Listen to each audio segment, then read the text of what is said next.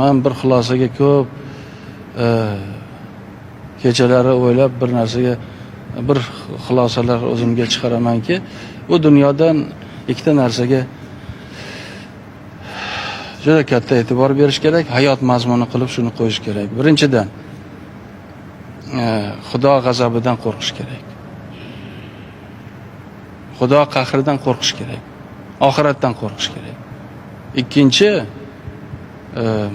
masala shuki, har tomonlama agarki bizlar birlashib harakat qiladigan bo'lsak, Xudoni o'z marhamatini beradi. O'z ne'matini beradi. Yo'limizni ochib beradi.